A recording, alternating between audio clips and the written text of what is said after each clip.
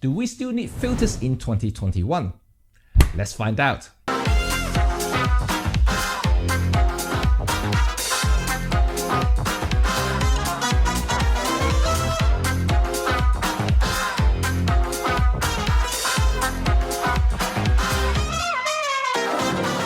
We are now living in an advanced digital age, especially within consumer electronics, which also includes digital cameras. Popularized by smartphones and pioneered by Olympus, we have all sorts of computational features that makes creating stunning photographs that much easier. And importantly, all without much trial and errors and learning. With digital photography, users can now take control of the final outcome, especially true if you shoot RAW. So that leaves us some questions. Is there any traditional photography accessories still valid in 2021?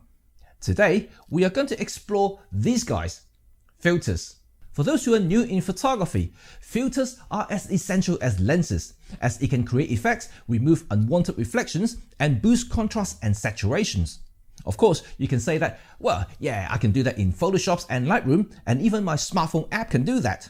But we are talking about old analog days, when you, as a photographer, has to determine the final outcome before you even click the shutter, as what you capture in film is pretty much what you end up printing. Of course, there are many types of filters during film days. Color filters for black and white photography, warm-ups and cool-down filters. Then we have neutral densities, grads and polarizers. And perhaps the most commonly used filters are the UV filters that most would use it as a protection layer for that spanking new lens. While some filters have become obsolete, like warm-ups and cool-down filters, some have survived and even become an integral part of a creation process. These are the polarizers and neutral density filters. Well, there are reasons why you still want them in digital photography, even with all the tech we have, both hardware and software. For instance, polarizers can remove any unwanted haze or reflection from any surfaces, most notably glass, water, or anything shiny. And this is something that you simply cannot do in post. While neutral density or a simple ND filter can block the light intensity to give you a more controlled environment to work your effect, if you love long exposure photography. But crucially, it is almost a must for filmmakers. Neutral density has long been an accessory for big studios. It is used to balance the exposure on set and to correctly set the required frame rate. As videos become more popular, many are learning the importance of them. Of course, you don't necessarily need anything if you are just a casual shooter. But the question is, when you progress and become more affectionate about the making of photography and videography, you will soon learn to appreciate the process of creation and anything that can help you achieve the desired results.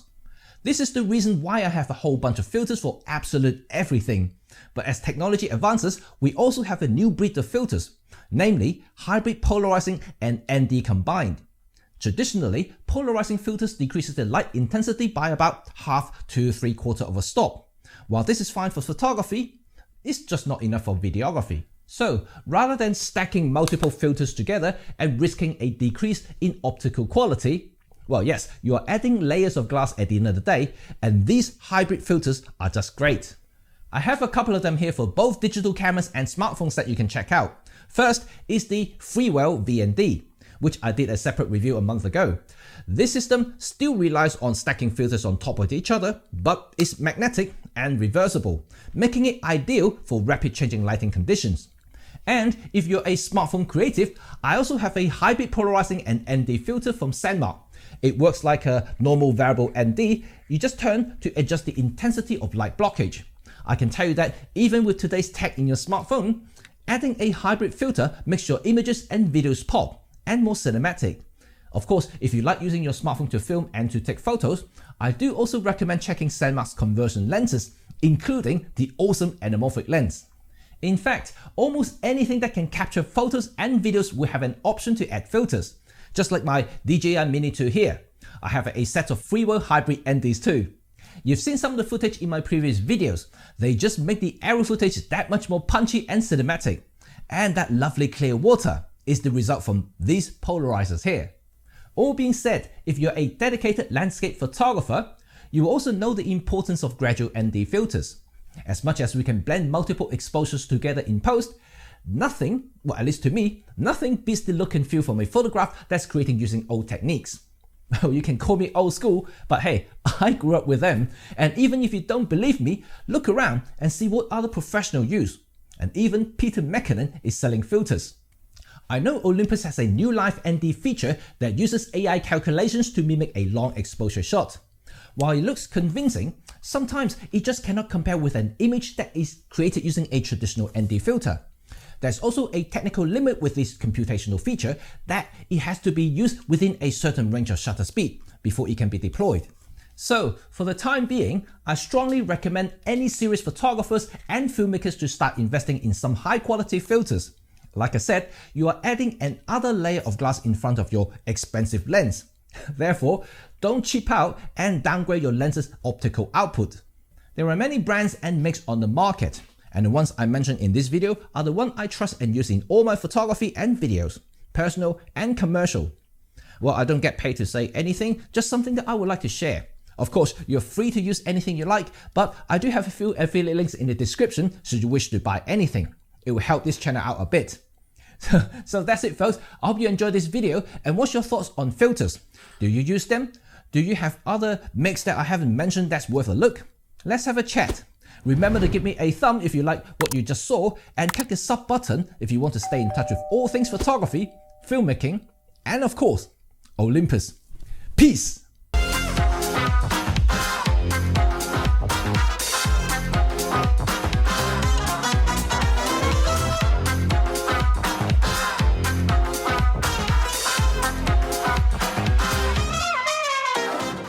So what do you think, guys? And I think it's pretty cool. I mean, just do a quick summary once again. And so the H&Y ND is actually very awesome. You know, the mounting system just cool, right? You know, you can just, you know, by twisting the end mount, you can fit it to, you know, a variety of lens sizes, which is actually very awesome. That means save yourself quite a bit of money for buying different sizes of the filters. And then I have the Freewell VND that I have been using for quite a lot of projects. This is awesome, you know, like if you haven't seen my review, and the link is up here. It's a magnetic system and also reversible, like I mentioned in this video, so you can use for you know, both ND and also polarizing just by turning it around. Very, very quick. And also, you know, if you're a smartphone guy, you know, like the latest iPhone 13 Pro Max, which impresses me so much. And then if you are serious about making some proper videos using your smartphone or the latest iPhone, you definitely need one of these filters here, and they're just awesome. You know, they are cool. Sandmarc makes one of the best smartphone filters on in the market, and also they have all kinds of conversion lenses you should check out, you know, including the anamorphic that I mentioned just now. It's just cool. You know, if you're really serious about smartphone filmmaking and taking photos, yeah, do check out the filter system as well. And last but not least is the also Freewell. I do use the filters a lot for drones, right? You know, they have, obviously I have here is the Mini 2 set. They also make it for other drones as well, which is actually awesome. As you can see from the footage that I took, and you know, it really makes the colors pop so much more, especially the water, you know, using the polarizing effect, and you get all the blue and the green coming up from the water. It just makes everything just so much nicer. And this is something that you really can't do in post as well, especially in videos. It's much harder compared to photos. So using the right set of filters would definitely transform your image quality. So this is what I want to say, and let me know what you guys think, right? And until next time, I will speak to you all very soon. Okay, bye for now. Phew!